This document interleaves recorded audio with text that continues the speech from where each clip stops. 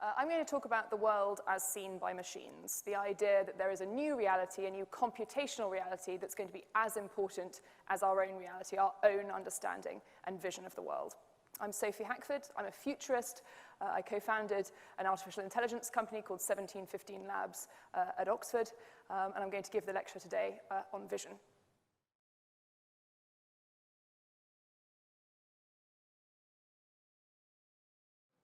So good evening and welcome to the fourth of the 2019 Darwin College Lectures on the theme of vision. If you were here last week, you'll know that the lecture then concerned the evolution of eyes. There are many and varied ways that organisms see, the deep origins of vision and its evolution from some 800 million years ago. Tonight, it's a different topic. We could talk about backstops. Right, you know, there are a number of connotations there, but it's the rowing season, if you hadn't realized. Boats are on the river, training for the Lent bumps. In that context, the backstop, the slide, has come to the end of its travel. The rowers' legs are straight, the oar is about to come out of the water. Is that, I wonder, the human condition? Are we at the end of our travel, about to come out of the water and hand over to artificial intelligence?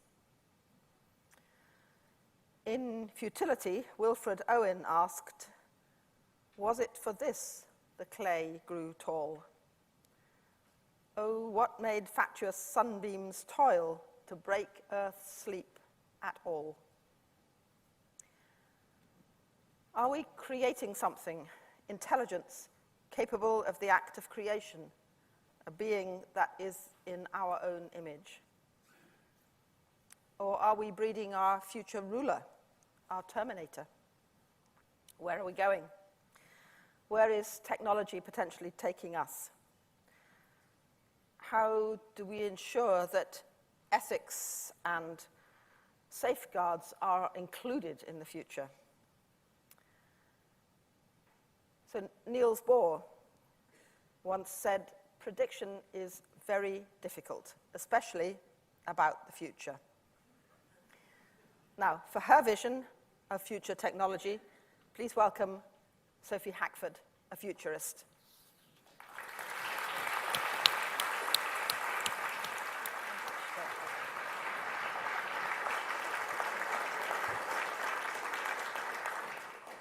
Great. Well, thank you very much indeed for inviting me to come and talk to you all today. I'm super excited to be here despite the weather. I'm going to talk a little bit, you've just heard, about the machines, how machines see the world, how they see us, and whether we're okay with that. And hopefully I'm going to provoke some of you into thinking a little more deeply about our relationship with the robots. And I think relationship is the right word as we blur, as we blend a little bit into this world of artificial intelligence. As you've just heard, I'm a futurist. It's a pretty strange job to have. It essentially means, as you can see on this drawing behind me, that I scutter around the world and I look for what I call weirdos and troublemakers, people who are building strange things in their labs or their maker spaces, hacking them together in their garages perhaps. And I try and make sense of what that might mean sort of for the coming years. And I give talks and I interact with lots of people who are making big decisions in the hope that they make smarter decisions based on some of my sort of future visions. And today I'm going to talk about two different areas that I think are very overlapping. One is data, and the other is synthetic or artificial intelligence. And hopefully by the end, as I said, we'll have a slightly richer view about what's coming down the track.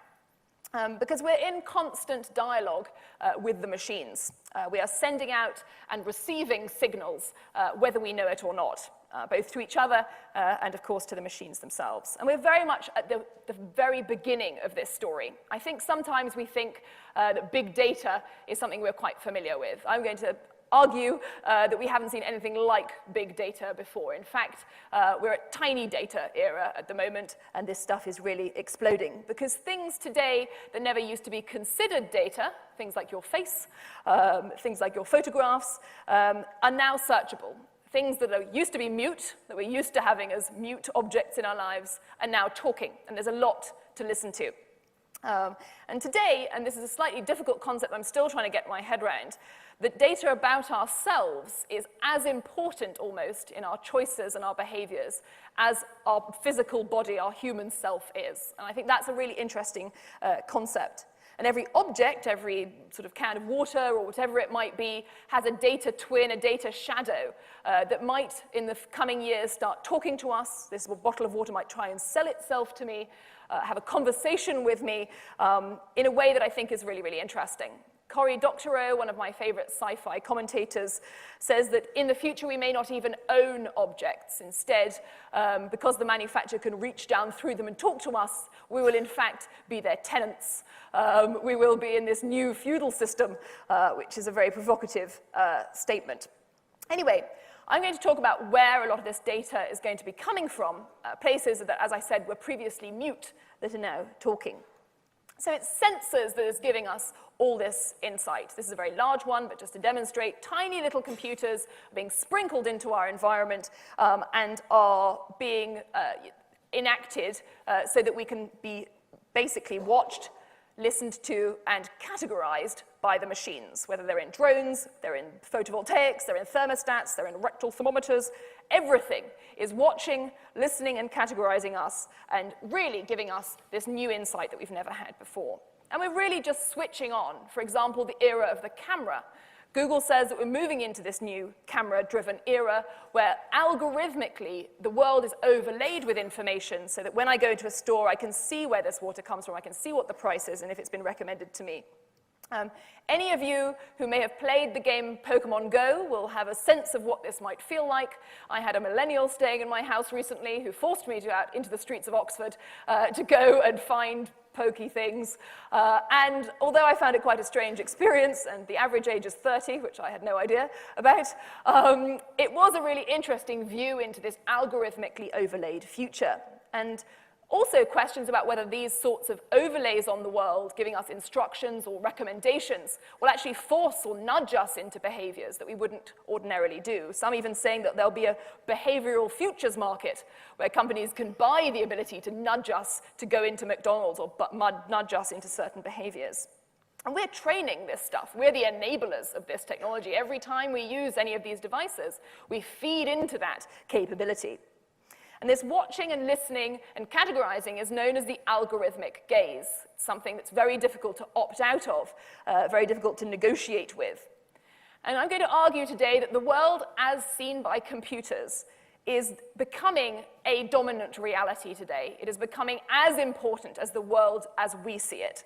Another reality that's different to our own is as important to our decision-making as that we understand. And I think that's a pretty trippy concept, and I want to explore that through my talk today. So what is it that's doing all this watching and listening and categorizing? And I'm going to start by talking about space. Space is the ultimate edge. For those of you who are into computer science, we're moving a lot of computing from massive sort of centralized facilities into the so-called edge, into the periphery. Of course, space is that ultimate edge, and these tiny little satellites that are being thrown up by by private companies like Planet Labs and others, are giving us incredible visibility of the Earth because they have these chips on board. They're incredibly smart. We're not just sending up sensors, we're sending up computers. And these things are very small, about the size of a shoebox, some of them, and they're changing the way that we think about the world. They're changing the way we think about the Earth in interesting ways. And it gives us, with these chips, a kind of sense of enhanced CCTV, like CCTV of the Earth with brains. This is a Planet Labs image. If you are interested in the development of chemicals in North Korea, which several people are, they're able to watch that at 72 centimeter resolution from space. We don't have to leave the comfort of your armchair if you want to see what the North Koreans are up to. Planet Labs was able to recently answer the question, where are all the planes in China? It took them a few days to do it, but with time, of course, that's going to become almost immediate. If you're in the retail business, you'd probably subscribe to something like Orbital Insight.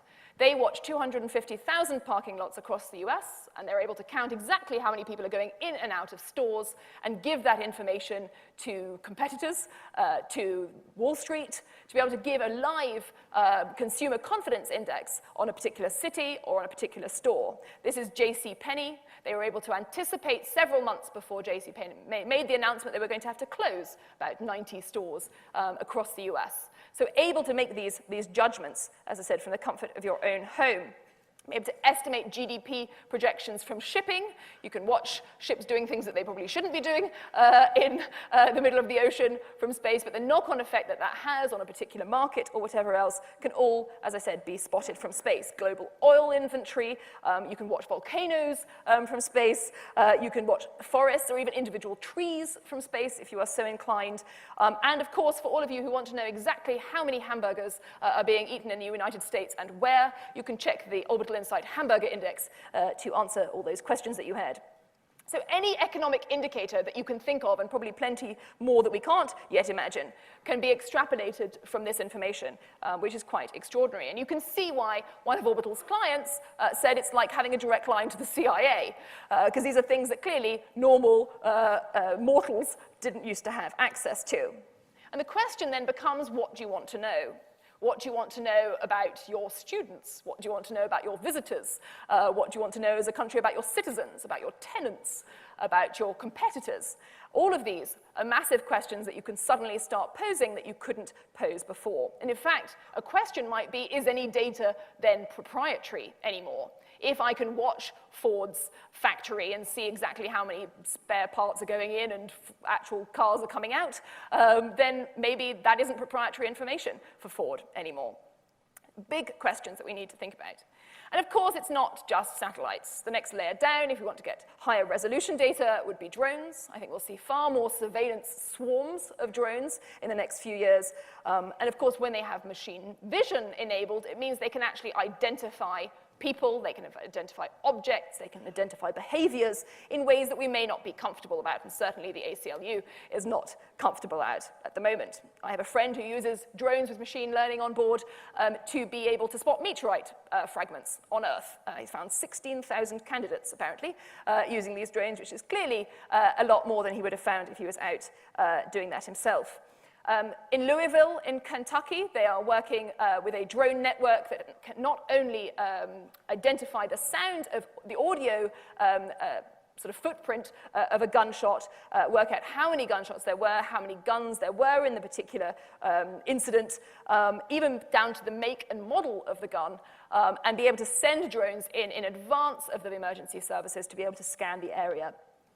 Following the Parkland shooting in Florida, there's also, as you can imagine again, the ACLU getting rather worried that this sort of technology is also going to be implemented in schools. So big questions about privacy and security and a whole bunch of other things that I'll cover a bit later on. Indeed, Jeff Ding at Oxford predicts that in China, already if there's a fight in a public setting, then the cameras will automatically call the police. Or indeed, if you're in an emergency situation and you can't get your phone out or whatever else, you can just wave at the cameras, and apparently they might send help. The question then becomes, will finding someone be as easy as just Googling them today? I gave a talk yesterday at Adobe, the cloud computing company, and they use a mix of different types of data to actually find missing persons. I know in China they also use this to find dementia patients who have wandered off. Clearly, and again I'll come on to this a bit later on, there are some questions about that, of course, being hijacked for nefarious uses. But let's look at facial data, because I'm very, very interested in it. This is me at a facial recognition conference in Shenzhen in China. China is, I would say, one of the world leaders, if not the world leader, in facial recognition technology. Faces are, of course, after all, just pixels, and pixels are searchable. SenseTime, this company here, is one of the world's biggest biggest funded AI companies. And they have their software in hundreds of millions of different devices across China. And KFC in China uses facial recognition technology to look at your face as you enter the restaurant and give you menu suggestions, which is a very peculiar use of facial recognition technology, but there you go. Slightly less amusingly, perhaps, Hangzhou number 11 high school uses facial recognition technology to take attendance, to track whether students are happy or sad, or whether they're paying attention, to do their cafeteria transactions, and various other things. And before we think, which I think is the sort of a danger or a trap that's easy to fall into, before we think that the Chinese are in some way more happy to be monitored or more comfortable with this, the parents at this school absolutely freaked out when this technology was released. So there is definitely a lot of concern globally around what these technologies could end up being used for. Slightly more lightheartedly, companies like Face++, for example, will give you, as I'm sure you're all hoping for, a beauty score to help with your online dating, and plenty of other insurance companies and others are using this to check if you're lying and all sorts of other things. So plenty of opportunities there for businesses. But more profoundly, and what I'm quite interested in, is the ability to use our facial data as an ID card. Data is becoming our identity, as I said at the beginning. And some people, Connie Chan, for example, talks about how we might log into physical spaces using our face in the same way that we log into digital spaces using a password. And if your face becomes your password, that suddenly transcends one particular site, or one particular retailer, or one particular city. Suddenly, that's something that you can use anywhere you like. This is being used in China already. Alibaba has a platform called Smile to Pay, which uses your face as your payment device. The luxury industry, I gave a talk at a luxury conference last year. Apparently, Chinese luxury, or European luxury firms in China sell very few wallets, which used to be the first thing that you'd buy from a luxury company. Now they hardly sell any because so many people pay using WeChat or increasingly using their face.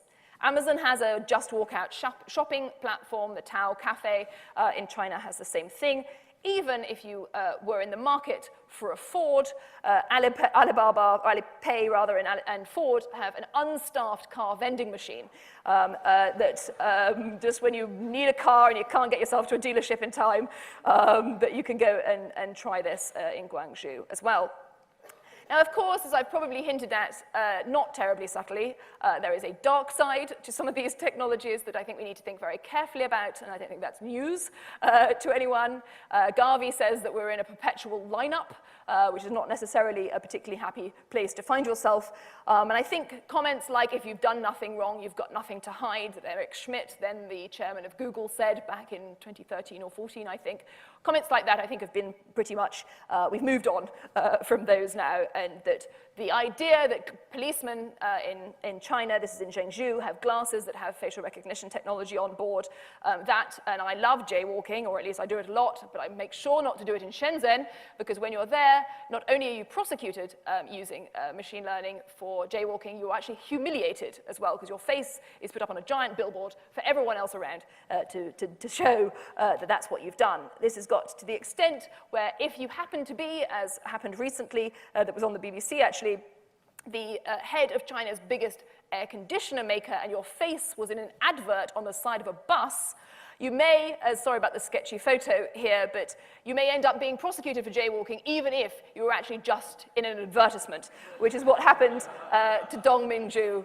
The police have subsequently apologized and said it was a mistake, that she was publicly shamed for doing that.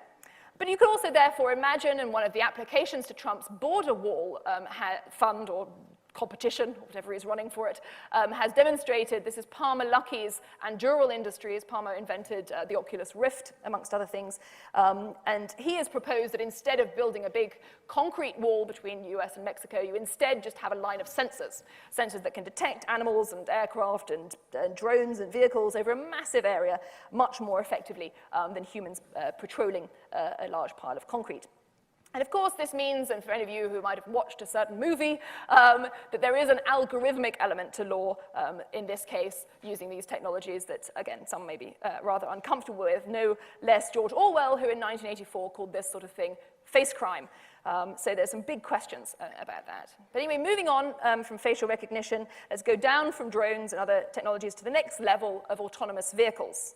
I don't think that many people think about these as data sources, but to me that's exactly what they are. They will be talking to the city will talk to them, and they will create enormous amounts of data about the cities that they're driving around, because they'll be taking video of everything, of course, that they're seeing in order to find their way around. And I think we'll also have other robots, maybe not looking quite like this one from Boston Dynamics, but other robots around us that will also be providing an enormous amount of video data as well. And this isn't just happening outside of buildings. This hyperdimensional data stream is also happening inside our buildings as well. Already, for those of you who have an Amazon Echo, listening, of course, to everything that's going on. Amazon doesn't report exactly how many of these they sell, but they said they sold millions more, or many millions more, in fact, that were sold last year. The Wynn Resorts chain in Vegas and many other places have announced that they will have one of these in every room, so you have a butler almost, an AI butler.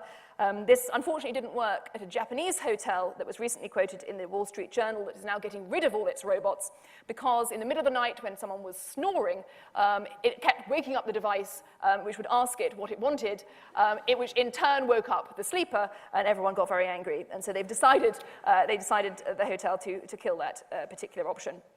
But there's a company here in Cambridge called Audio Analytic that does almost exactly this, listens out for your medical symptoms. If you're sneezing and coughing or whatever else, can actually hear that from your devices. Alexa already, I think, has, or at least is in development, a program that will listen in your home for breaking glass and will call the police automatically if that's what they hear. But soon, I don't think this stuff will be in a device like this. I think it'll be embedded in our homes, in our buildings, to an enormous degree. And for those of you who would like to have more of it inside your house, you can buy yourself a Google Clips, or several of them, in fact. It's a tiny little camera that you just place all over your house, and it will autonomously take video of whoever you have already told it was of interest to you, your family or your friends or whatever else. And that saves you the enormous overhead of having to take your phone out of your pocket and start your video camera and take that video yourself, thereby missing the spontaneous moment of joy or whatever else that happened. Of course, none of us can imagine that could go wrong at all. Roomba, for those of you who have one of those little hoovers that makes its way around your house, the CEO has talked quite a lot, and in fact Shoshana Zuboff talks about this as well, about the fact that they have a data strategy. They have the room and floor plans of lots of people's houses. Is that something that they can monetize is a big question. And as I said, we are training all of these algorithms. We are the trainers, the enablers of all these technologies, because in the background, as we're going about our daily life and using these technologies, we are making this sort of ghostly Earth sort of avatar version, almost a digital avatar version of the world that we're living in, and that we're feeding that every single day. And I think that we're going to end up living in a Google house or a Tesla house or a Baidu house. We will buy the whole package because it'll make our lives so much more convenient. And I think it's going to get much, much deeper as well. This is Fadl Adib's lab at MIT. He has sensors inside buildings. It's just a lab experiment, but you're able to just point at your devices if you want something to turn on or off. He even goes as far to say that he can sense people through walls, so he can tell who's on the other side of a wall. He can even tell the emotional state of the person on the other side of the wall to do with their body temperature and all these and the breathing patterns and everything else. I've yet to figure out a use case for knowing the emotional state of someone on the other side of the wall to you, but let me know if you think of one. My email address is at the end. Affectiva, a facial emotion AI company, is also wanting to put emotional chips or emotion chips into various devices so they can better understand our emotions and therefore tailor their responses accordingly. And of course, the long-heralded idea that our Lou will be able to read all our DNA as it's going through and tell us that we're about to get something or we've got something or whatever else is just a few years away, apparently. And of course, the next stop might be our brains. Companies like Kernel talk about the fact that the last frontier of our privacy are our personal thoughts. Although it's a very, very long way off, and anyone in the field will tell you that, even the most optimistic people, this idea that we might have a neuroprosthesis, that again, the overhead of actually verbalizing our thoughts and the enormous effort that we put into doing that could instead be saved, as Zuckerberg talks about this in the sense of thinking thoughts to typing or something like that. He talks about the idea that we don't have to actually use our fingers to do any typing anymore. And even beyond all these personal levels of data, the idea that we can actually create data where we don't have it. This is this idea of GANs, a certain type of data creation or artificial intelligent data creation, where we can create data using AI, not just consume it. And that means it's helpful when you can't get the data that you need. If you need a bunch of medical records that you can't get access to for privacy reasons, you can make a version of them that's fairly accurate that you can still use in whatever experiments that you want to do. do. And in fact, and more prosaically, and sorry I didn't edit this video down terribly well, but the idea that you can actually create fake videos of people. This is a video of someone actually dancing, then being superimposed onto this guy's colleague. The guy on the right is not actually doing Gangnam Style dancing. That is, in fact, just a fake. And of course, this opens huge questions about trust. There is indeed also a new field then in response to this of companies like face forensics, which will tell you if it's a real face or a real video or a fake face or a fake video. So the idea, and I know the last talk, or the first talk indeed of this series was about hallucinations, we may be asking lots of different questions about what is real and what isn't and what we can trust and what we can't when a lot of this stuff can be algorithmically generated. So I think that we are building a time machine. I think we're building the ability, a bit like in a YouTube video, where you can scrub back in time to ask questions of the past. We can ask, why did that disease spread? Why did that hillside collapse? Why did that neighborhood get gentrified?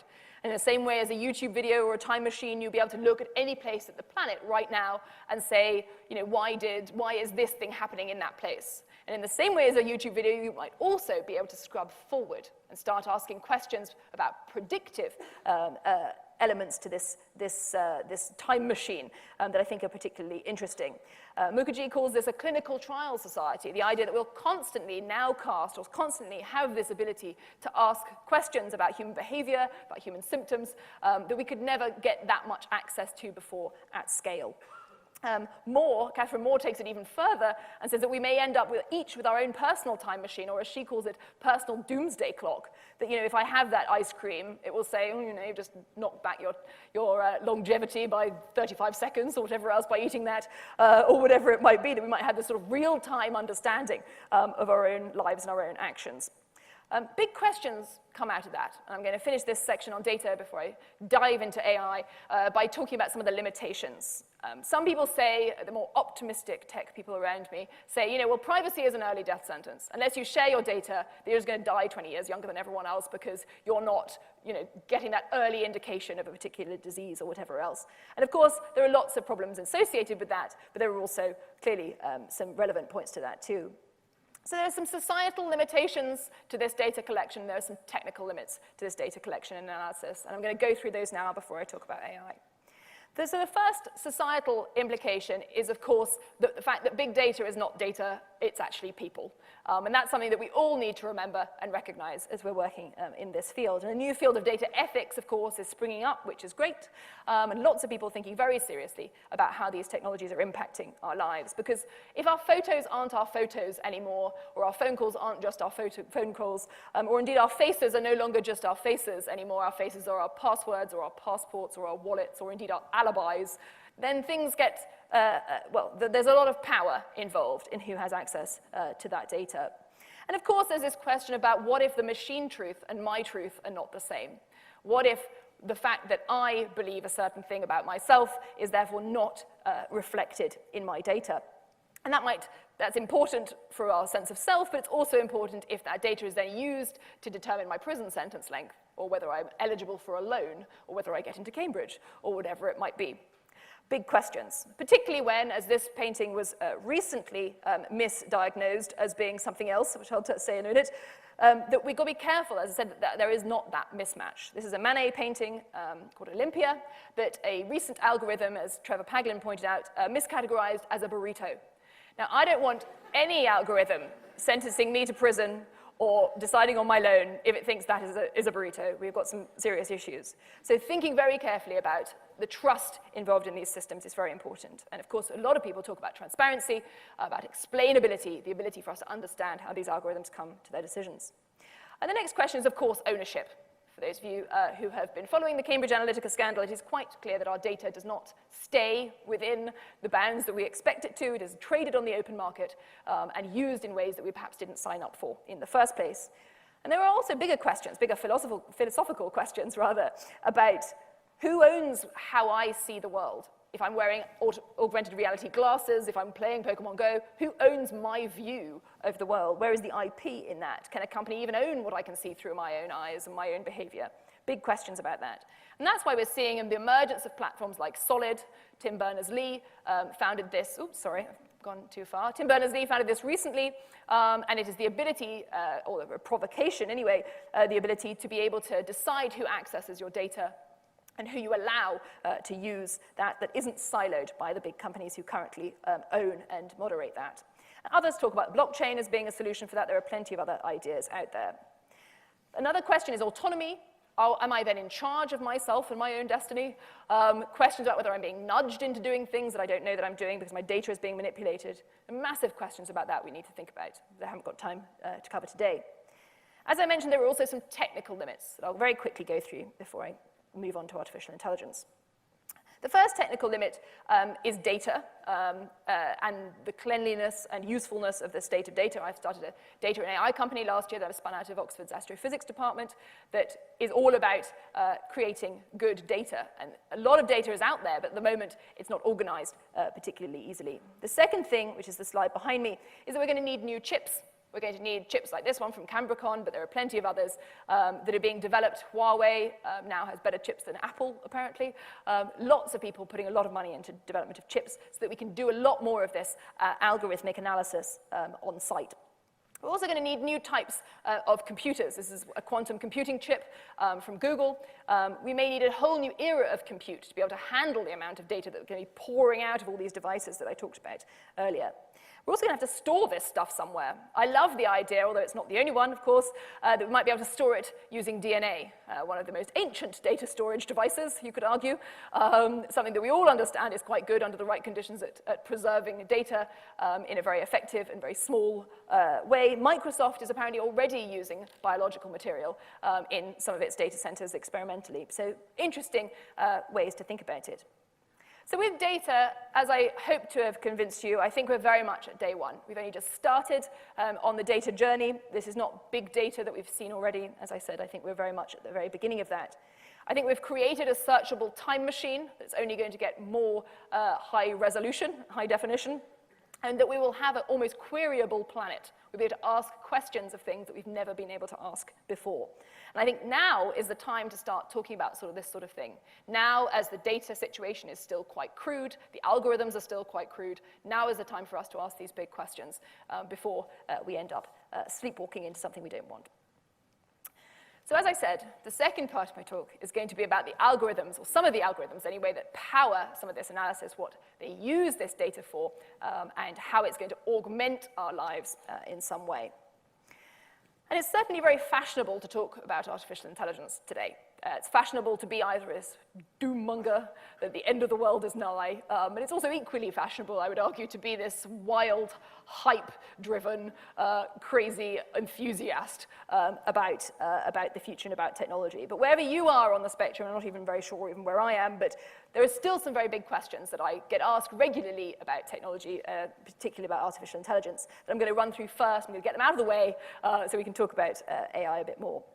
And the first question is obviously jobs. And I say obviously because you cannot pick up a single newspaper today without seeing some reference to the threat of automation. And I feel this incredibly personally. Don't worry if you can't read this in the back, you don't need to at all. This is just a screenshot of an email that I received last May. This email says, and it's from a speaking client of mine, it says, Sophie, we were so excited for you to come and speak to us, but as it turns out, we have changed our mind. We are going to have Sophia, the first human being robot, as they called it, come and do the talk instead. So thanks very much, laters. Now, there's two reasons why I was both kind of overjoyed and slightly worried about this. The first reason is that I was thrilled this would be an excellent story to tell on stage because I was not only replaced by a robot, but one who shares my name, which I think has got to be a global first. But the second thing, of course, that it made me think is what is it, of course, that robots can do that we can't, and vice versa. And that's what I'm going to try and explore over the next few minutes. I also feel some sympathy with Garry Kasparov.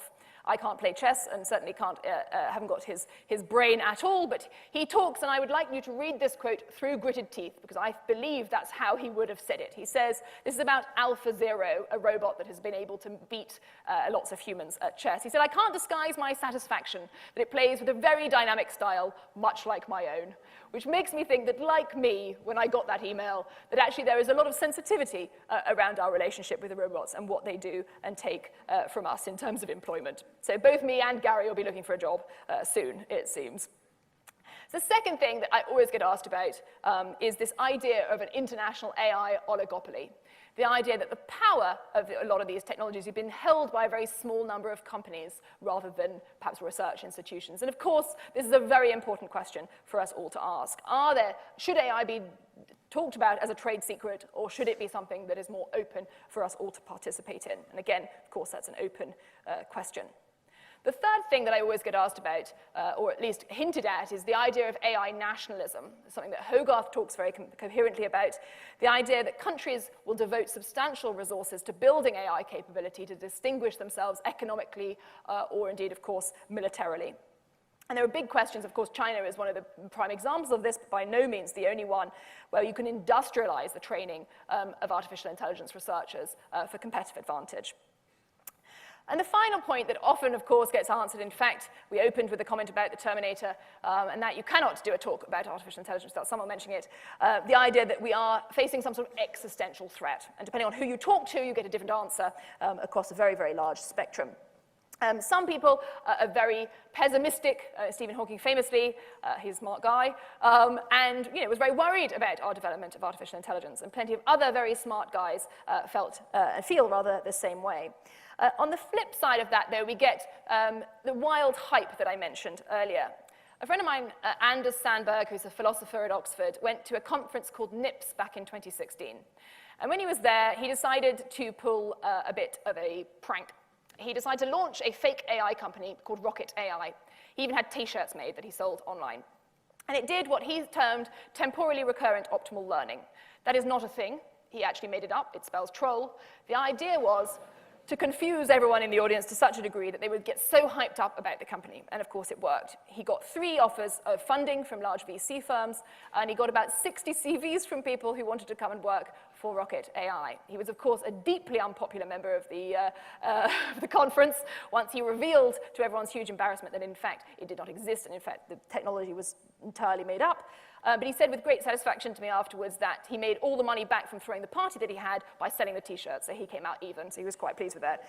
But the point is that it's quite easy to whip up enthusiasm about artificial intelligence because there is so little basic understanding at various levels about what it really is and what its capabilities are.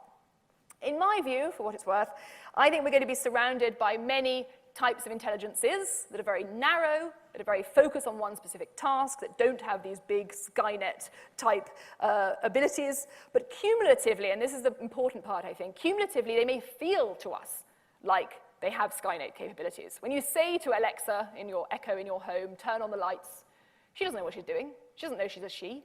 She doesn't know what light is. She's just doing a particular task. But of course, to us, it may feel like she's super smart. In the same way that if we're going through a city and everything's being annotated by our AI viewfinder that Google wants us to be able to do, it may feel like that's super smart. But actually, at the end of the day, there's not any great so-called intelligence baked into that. But I think the feeling or the cumulative kind of feeling of those collective actions might feel like it. Perception is actually very important amongst humans versus reality. And I think we need to bear that in mind. Because we talk endlessly about AI at Davos, in op-eds, in pop science books. Everyone is talking about artificial intelligence. But I would like to argue that we should be starting to take action rather than just talking about it. We should be investing in safety technologies. We should be skilling up our workforces. We should be testing regulation in sandboxes. We should be designing AI for good. I think there are lots of things that we could be doing, but there's a lot of talk as well, of course, of which I am a contributor. But when I need help to provoke my thinking in this sort of thing, I always turn to the artistic or creative communities, for the weirdos and troublemakers I mentioned earlier. Because I think there's an urgency to test where our comfort levels are with some of these technologies that are already here, let alone what's coming down the track. Because as our thoughts are processed as much by the machines as they are by our own cortex, as we make major life decisions using algorithms, as we move from connecting with each other and machines to actually being entangled, as Danny Hillis says at MIT, entangled with the machines, I think there are some big questions that we need to ask. And I love the fact that a lot of the time, the artists and others are the antennae of our race, which I love as a phrase from Ezra Pound. So I'm going to give you a couple of provocations, some artistic weirdnesses, before I dive into a couple of use cases of AI. The first is one from a lady called Lauren McCarthy, she, in a very provocative piece of performance art, will come to your house. She doesn't scale very easily for obvious reasons. She'll come to your house, set up a screen in your home, wire up a few things to your light switches and whatever else, and she acts like Amazon Alexa. She constantly, 24 hours a day, is looking into your house and will answer questions as and when you ask them and do various basic tasks. And the point of this provocation is to say, are you more comfortable having me, a complete stranger, watching you in your home 24 hours a day, or are you more comfortable to have that data stored in a data center somewhere owned by Amazon or Google or Facebook or Baidu or whoever it's going to be? And I think I love the idea that we can provoke ourselves into thinking about our comfort levels by trying or watching some of the experiences that Lauren is coming up with. Another one is this idea from Rekomoto Lab called the human Uber. That if you think doing Skype is boring, you can instead strap your face to your colleagues or anyone else that you can find or pay to do it, and they will walk around being you and joining a meeting or whatever else. And this study afterwards has confirmed, and I don't know how academically rigorous it is, that the masked person is regarded by humans, by and large, as the right person, as the person whose face is on the screen. So our relationship with the machines in that, I think, is quite interesting. Another one is from a guy called Alex Reben, who I love watching his work at Stochastic Labs in Berkeley. And he set up this thing at the MIT Media Lab when he was there with these boxy, as they're called, robots, which are made of cardboard boxes, have big smiley eyes on them, and they just bumble around asking people for directions, where's so-and-so's lab, or where shall I go, or whatever else. And people are very open with them. They'll give them directions. Sometimes he programmed them so they would sort of smash into a wall. You know, how in the old days with sort of robotic vehicles, they used to kind of bash into a wall because they were misprogramming. He programs them all to do all of this. Of course, they have GPS on board. They don't need to ask anyone where they're going. They know exactly where they are. They probably know where they are better than the human knows where they are. And of course, they're not bashing themselves into a wall. And often the human will come up and pick them up and put them back on their way. And the experiment is to prove that actually we need to build in some of that stuff to the robots because otherwise we get too fearful if they seem too clever. I think that says a lot about human psychology, but it also, I think, is an important lesson in how we design some of these algorithms and these machines. And the final one I want to talk about, just before I leap off into a couple of use cases, is the idea of cross-dimension marriages. This is a guy who has married a hologram called Hatsune Miku, who is a pop star in Japan. Apparently 3,500 certificates have since been given for cross-dimension marriages where you can marry a hologram or indeed any kind of robotic avatar. We propose apparently to Alexa 100 times a day on average across the world, which is kind of interesting. And whilst we might think this is a uniquely either Japanese, because they love robots, or other cultural phenomenon, US soldiers in Iraq used to hold funerals for IED sensors, so sort of landmine sensors, when they stopped working, because they had saved so many of their colleagues' lives. So there's definitely some blurring between our sort of relationship with the machines that I'd like us to think about. And I think these are very evocative examples that I like to think about or hold in my mind as I'm looking at some of these technologies. And they show a lot, of course, as all this stuff does, about what it really means to be human. Because what is real and not real, what is human and non-human, are currently, I think, being completely redefined by synthetic intelligence. And that is the new computational reality that we live in today. And I think that's a really important shift. But we also need to recognize, of course, that our intelligences are different. We are, and I love watching this video, which is really mean of me because someone's gone to so much effort to build these robots, but anyway.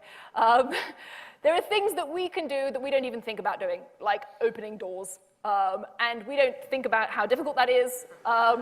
We just do it. And there are certain other parts of it, and that's my favorite one, just gives up before he's even started. But there are obviously things that machines can do better. They're going to train us. We're going to train them. It's going to be a different relationship to them just taking our jobs or not. And we have strengths against the machines, perhaps not the ones we would expect that we have, as Jess Whittlestone here at Cambridge says.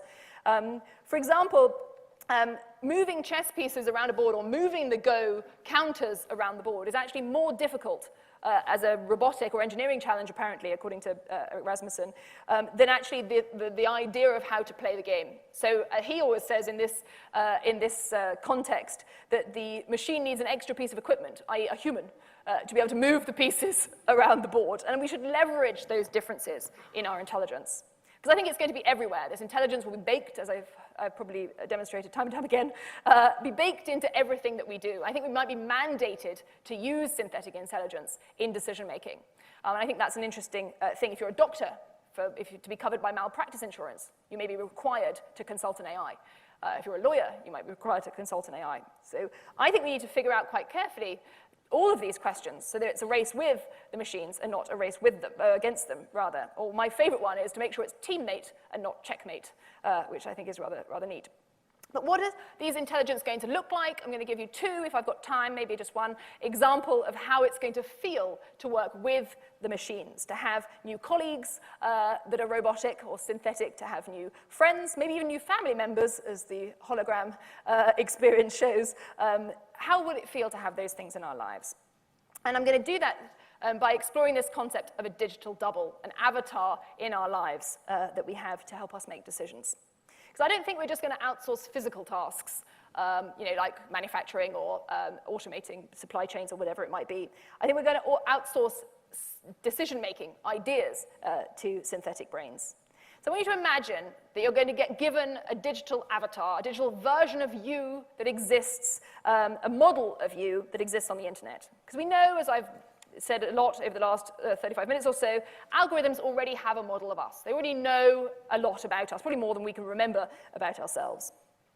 And as that model gets more accurate, I think we'll send it into negotiations or conversations on our behalf. We might ask it to take our place in a conversation with our bank, maybe even with our doctor, without our direct supervision. And that is, I think, a really interesting shift from what we have today. Imagine allowing this avatar, this digital double, this version of you, this might even look like us, who knows. Imagine allowing them to make choices that you either don't have the time to make choices of, or indeed, that we don't have the expertise to do. And some of those pieces of the puzzle, I think, are already here. Don't worry if you can't read this at the back or indeed even at the front. This is something called Talk to Books that Google brought out last year. It's a pretty amazing thing. It's the ability to ask 100,000 books written by humans, a question. I asked, can AIs have consciousness? And it read a bunch of books on my behalf and highlighted the relevant passages in the book. There are lots of other questions you can ask. I asked a pretty geeky one. You could ask, as was example on the website, why is a free press important? Where do I go hiking in the Canadian Rockies? Like all kinds of questions were being asked of this. And it's an early instance, I think, of being able to tap into some sort of human collective intelligence and ask questions of it. And I think this is interesting because I think we're going to see what some people like Cohen, says is an avatar layer, a layer of these intelligences that will be owned by companies or others. So for example, when you go into an Airbnb or a hotel, their avatar will talk to you personally rather than just having the standard blurb about where the swimming pool is or whatever it might be. And we're already seeing some of this. For those of you who are on Instagram and follow, which I doubt as many people in this room, but maybe there are, follow people like Little Michaela. She has 1.5 million followers on Instagram. She's not real. She's actually an avatar. She models. She gets contracts. She's in lots of magazines. She even has a hair care sponsor, which is extraordinary when you think that they're just pixels. There's a beautiful comment in here that says, your skin is flawless, oh my God, which is extraordinary. But anyway, humans. And we're being socialized with interacting with people like this. There's even a model agency called the Digitals, which are just avatar models. That you can, of course, buy for your campaign or whatever it might be.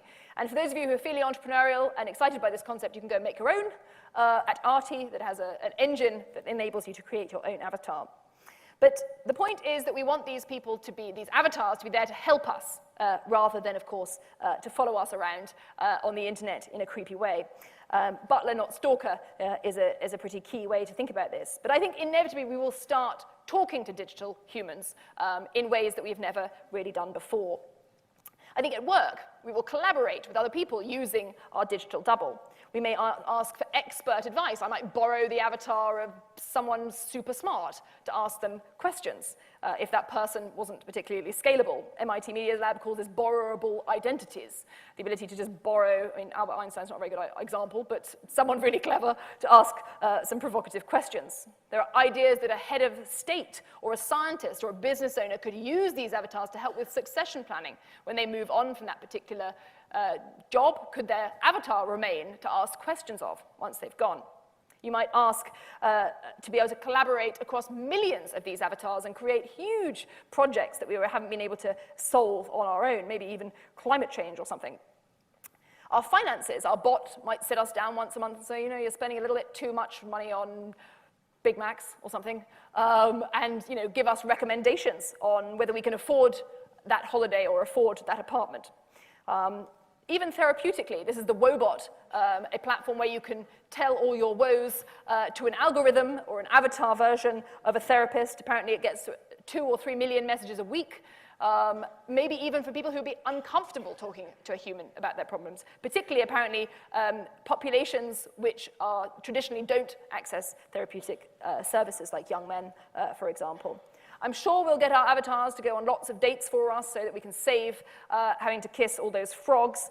And apparently, the idea is that instead of sending humans into space, we will send Alexa equivalents so they can talk to us from outer space and tell us what they're seeing without having to send a human out there, because that is impractical and, of course, dangerous. But I think we'll use this agent, this digital double, to live out lots of versions of our life so that we can actually live the best possible human life. And I think that's a really cool use of AI. We should raise them with care. The idea is, of course, that we'll get them at birth and they'll sort of grow with us with times as soul machines who are developing Baby X, the ability to do that. One of my clients said to me recently, what happens if your avatar gets bored of you, decides your life is too boring and wants to move on to someone else, which I loved that idea. But anyway, an additional layer on top of this is the idea that aside from having digital avatars, digital humans in the economy, in the marketplace, we'll also have autonomous companies. That actually companies directed entirely by algorithms, companies that are just an algorithm, will exist in the marketplace, which is an interesting question, selling products, selling services to us and, of course, to other algorithms. And legal scholars have a bit of a question about this, because currently, if you're the director of a company in this country, you have rights, like you can hire people, you can sue people, you have freedom of speech. Are those all rules we're going to confer then onto these algorithmic companies is a big question, amongst lots of other really big questions.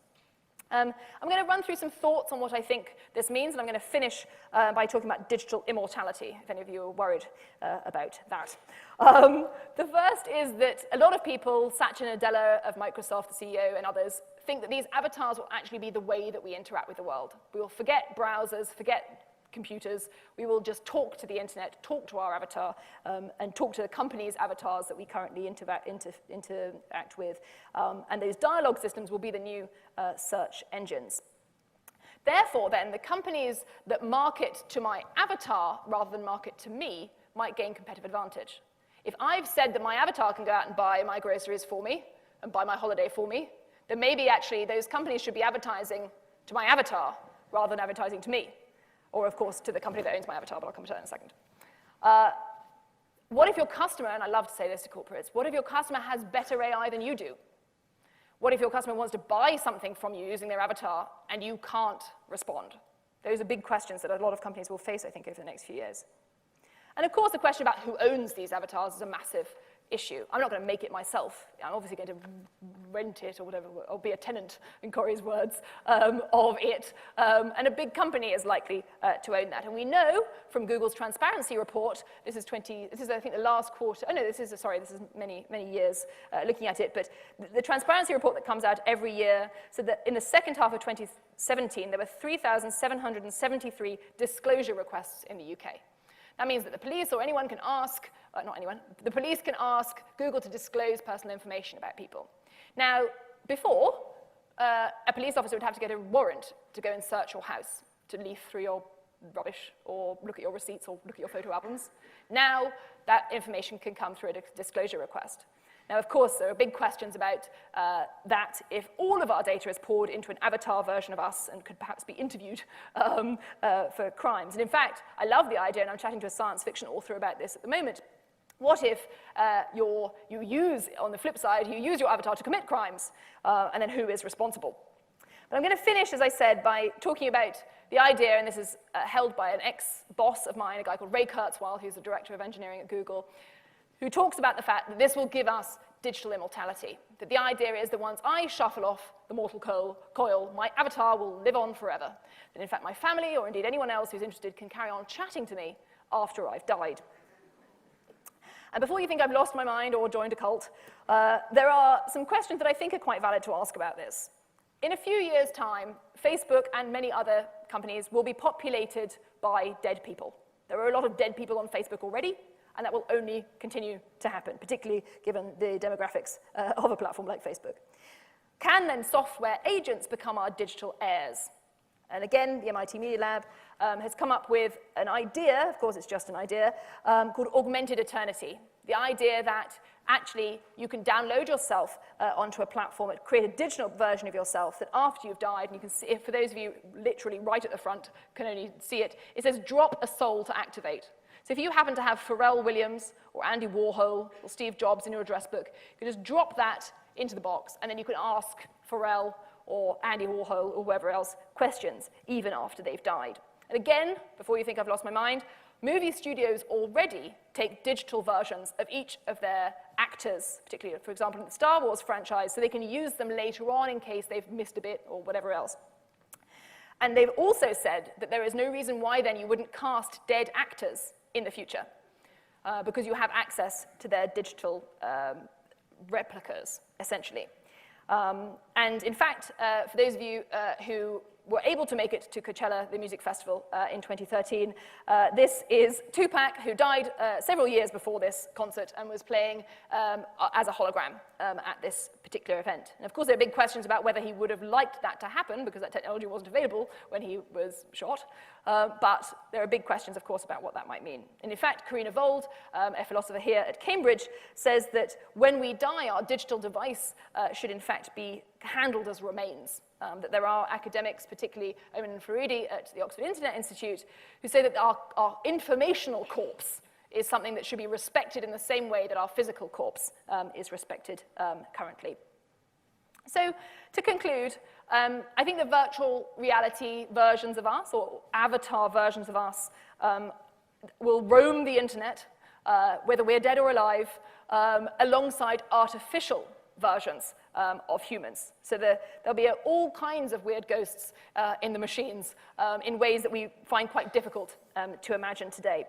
And I think it's important for us to imagine now and have a vision for the world as seen by machines, because our relationship with the machines is determining increasingly our relationship with each other and our relationship with the world. And I think if we're able to leverage both of those intelligences, we could solve some pretty cool problems. So I'm going to finish there. Thank you very much indeed for listening.